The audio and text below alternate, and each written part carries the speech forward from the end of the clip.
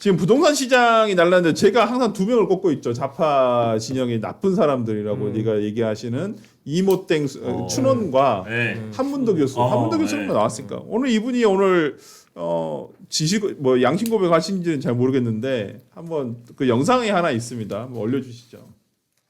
공교롭게 이 양지마을 일대가 이 사업 시행자가 신탁사가 합니다. 네. 신탁사가 하는 경우에는 조합원 지휘권 양도가 금지되는 경우가 있습니다. 조합원 지휘권이 없다라면 의미가 없지 않습니까? 그 사정을 어떻게 보면 딱히 여겼다기보다는 좀 반영해서 네. 대통령께서 근저당을 설정하신 겁니다. 그러니까 매수자를 고려한 대통령의 어떤 매매 어떤 행위라고 보시면 맞는 것 같습니다. 이자를 받지 않기로 한 것으로 확인이 됐습니다. 네, 이 부분들 안 보입니다. 네. 그러니까 저렇게 그 대통령의 근저당권 매매, 네. 그 아파트 매매를 가지고 매우 정상적이다라고 이렇게 두둔하였던 분석하였던 이 한문도 교수가 어제 본인의 어떤 유튜브에 나오셔가지고 이런 썸네일을 봐가지고 저도 눈을 다시 진짜 다시 봤어요. 눈을 씻고 아니 그 썸네일 한번 보여주시면 부동산 상승으로 여러분 죄송합니다. 대한민국 부동산 위기, 집값 폭등할 것 같습니다. 와, 나는 이분 사진하고 이렇게 나오면서 폭등할 것 같다는 얘기 처음 들어봐. 이분은 이분은 항상 떨어진다고 10년 넘게 하거든. 폭락론자. 맨날 떨어진다고 했거든. 폭락할 거라고. 그러니까 이제 와서 이런 소리 하면 어떡해? 본인도 알면서 이제까지 그럼 이런 얘기 한 거예요? 그래 죄송하대잖아요. 그래서. 죄송하면 다냐고. 죄송하면 다냐고. 진짜. 그 똑같은 댓글이 달려 있어요. 죄송하면 다냐고. 문재인 투만도 못 한다고? 더 못한 건 누구나 알고 있었고 이제까지 일반 시민들이 다 지적하고 있었었잖아요. 진짜 집권 1년 차에 집값 상승률이 역대 최대라고 하잖아요. 지금 네. 이재명 정부가 네. 문재인 정권을 뛰어넘었습니다. 뛰어넘었습니다. 아니 근데 저분이 뭐 이렇게 일주일 전하고 일주일 뒤라고 왜 이렇게 틀린 거예요? 그러니까 뭐 보니까 개인적으로 사과드리고 이번 이재명 정부를 믿고 제대로 할 거라고 설마 이렇게 준비가 안 될 줄 모르고 문재인 시즌 2만도 못하다. 왜 이렇게 얘기하신 거예요? 저 손절 타이밍이 아주 극적이었다. 네, 저는 아니 부동산 대 토론회가 큰 변곡점이 됐다고 보는 거예요. 전문가들도. 그러니까 부동산 대 토론회에서 최소한의 공급 시그널 그리고 여러 가지 새로운 대책을 기대했는데 거기서 남은 건 춘원 선생밖에 없잖아요. 그리고 이재명 대통령의 춘원 선생 사랑. 이게 재확인됐고 그렇다면 이 정부 정책의 방향이 기대가 안 되는구나. 이걸 확인한 거라고 저는 보거든요. 근데 이분이 말씀하신 것 중에 이런 얘기도 있어요. 임대인이고 임차인이고 다 연합해서 마루타 같은 정책을 하지 못하게 데모해야 한다. 국민이 일어나야 한다.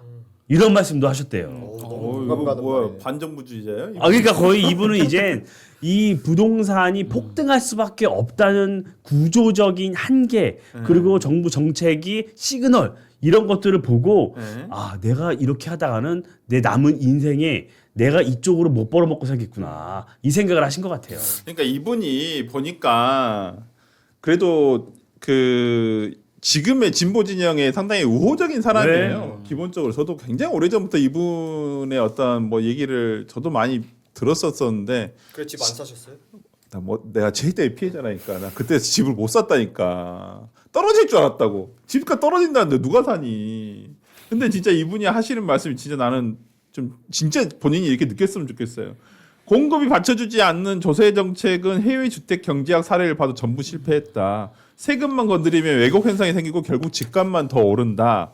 특히 국민들께 자기가 사과를 드리면서 특히 청년과 신혼부부 실수요자들께 더 사과드린다라고 하고 있거든요. 근데 이 사람이 지금 얘기하는 게 뭐냐면 10개월 전에 대안을 제시했는데 아마 보고가 안 된 것 같다라고 하면서 대통령 주변의 호위무사들이 주위에서 막고 있는 것 같다라고 얘기를 하고 있단 말이에요.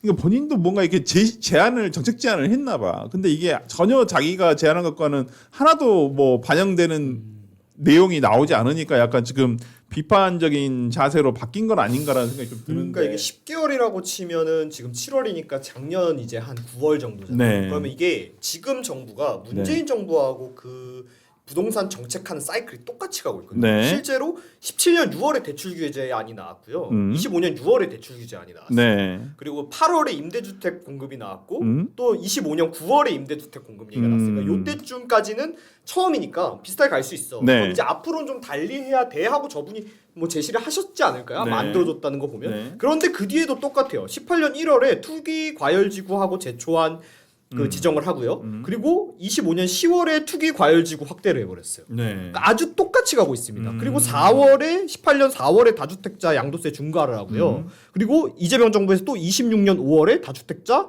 중과하겠다고 얘기가 나왔어요. 그랬죠. 네. 그리고 나서 6월에 지방선거가 똑같이 있었고 그 다음에 했던 게 민주당에서 했던 게 그 문재인 정권에서 했던 게 보유세 인상이에요. 그렇죠. 근데 지금 또 보유세 인상 얘기 나오죠. 네. 완전히 똑같이 가고 있거든요. 그러니까 뭔가 본인께서는 문재인 정부처럼 가면은 실패한다. 네. 그러니까 이렇게 하셔야 된다라고 뭔가 올려셨는데 네. 그게 안 받아들여졌다라고 어필을 하고 싶으신 것 같은데 네. 근데 저도 사실 이분 거 방송 보았었거든요. 네. 근데 이분 원래 좀 폭락론자셔요. 그래요. 네. 항상 집값 떨어진다고 네. 했어요. 그러니까 저는 이분이 이제 와서 뭐가 바뀌었을 거라고 생각은 솔직히 안 해요. 네. 이 말씀은 해주신 건 고맙고 지금이라도 마음 바꾸시고 바르게 얘기해 주신 건 감사하고 사과해 주신 건 감사한데 네. 솔직히 지켜봐왔던 제 입장에서는 맞아. 이거 뭐 삔또 상해갖고 엇나가는 거 아니야? 약간, 이렇게밖에 안 나도 약간 느껴지거든요. 그런 느낌이야. 나도. 본인께서 뭔가 흔히 얘기하는 이광수 씨 같은 경우는 이번에 대통령이 직접 샤라웃도 했잖아요. 아 제가 광수 씨 거 보는데요. 아. 본인은 뭔가 홀대 받는다고 느낀 거 아니야? 나는 뭔가 챙겨받지 못한다고 아. 생각한 거 아니야? 이래서 좀 삔또 나가가지고 엇나가시는 게 아닌가. 초청 못 받으셨나? 네. 아니, 왜냐하면 네. 이분께서 이렇게 뭔가를 따져가지고 절절하게 하셨으면 지금까지 했던 본인의 자기 그러니까- 부정이 너무 심해요. 그러니까 너무 저도 좀 다른 거에서 썸네일 보고 저도 놀랬다니까요. 솔직히 이분은 맨날 폭락한다, 떨어진다 떨어진다 맨날 했죠. 그런 사람인데 뭐 갑자기 왜 이런 소리 하시지?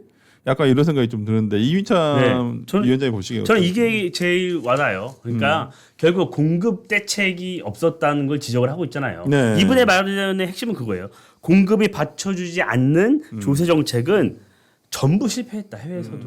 그러니까 이재명 정부에서는 공급 시그널이 전혀 없잖아요. 없죠. 전혀 없어요. 그래서 1월에 발표한 1월 그 대책도 공급을 한다고는 하지만 그 서울에 있는 공급의 대부분이 공공주택이에요. 네. 공공임대 이런 거란 말이에요. 네. 공공 사이드에서 한다는 거예요. 그래서 저는 그런 부분 때문에 이분이 결국에는 공급 시그널이 없으면 아무리 어떤 세금 정책을 강화해도 이것은 국민들이 받아들이기에는 안정으로 갈 수가 없다는 얘기를 하고 있는 거죠. 그래서 저는 그 안규령 부대변인이랑 같이 나와서 이재명 대통령 실드 쳐준 거 한 게 부동산 토론회 전이에요. 맞아요. 전에 그러니까 본인은 내가 10개월 전에 정책 제안도 하고 네. 여러 가지 했어. 기대를 막 한 거지. 그리고 내가 부동산 토론회 나가서 발언도 하고 하면 그게 조금 현실화되고 할 거라고 조금만 기대는 했던 것 같아요. 근데 토론회 보고 그 이후에 나오는 얘기 보니 이게 전혀 아니구나. 네. 근데 대책 나오고 하면 내가 좀 타이밍을 놓칠 수 있으니 좀 빨리 치자. 빨리 손절하자. 네. 좀 이렇게 접근했을 거라고 보여집니다. 저는 우리 정진남 말씀이 맞는 것 같은 게 언론에서도 보니까 네. 그날 영상에서 그런 얘기를 했대요. 대통령 호위무사들이 주위에서 엄청 네. 막고 있다 이 얘기를 그러니까요. 했는데 근데 제밥에 마음 있는 사람들이 혹시나 제가 제밥을 뺏어갈까봐 경계를 하는 걸 좀 느꼈다. 제 촉인데 지금 그 사람들은 다 자리를 하나씩 받았다 이런 얘기를 그 방송에서 했다는 거예요. 본인은 못 그러니까 받으셨구나. 정확히 뭔가 이제 삔또가 나갔다라고 표현하셨잖아요. 정말 삔또가 지금 나간 상태입니다. 그러네. 네. 그러니까 본인의 정책 제안도 하나도 안 그러니까. 받아들이고 난 자리도 안 주고 안 주고 하니까 자기도 어디 교수나 어디로 뭔가 원장이나 뭐 한국 부동산원도 보니까 그 예전에 자리 진짜 좋죠. 거기 갔어요. 그분이 갔나 누가 제일 처음에는 이현 대통령 측근 옛날 그 이한주요? 아니 이한주 말고 그 옆집에 살던 옆집 경기도 주택공사 사장 저 이현율.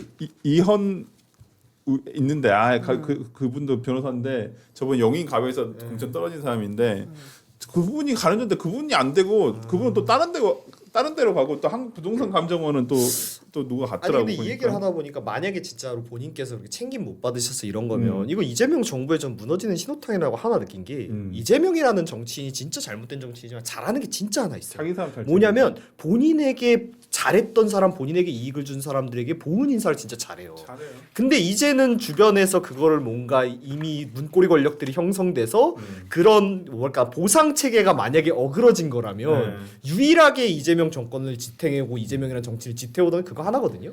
그게 무너졌으면 이제 아까 터질 그 거 많은데. KFC 바로 우리 봤잖아요. 네. 그분이 경기도 정책수석 출신이에요. 맞아요. 조계원. 네. 의원. 그래서 이제 그걸로 배지를 다신 분이란 말이에요. 맞아요. 근데 저도 희한한 게 이 말씀 동의해요.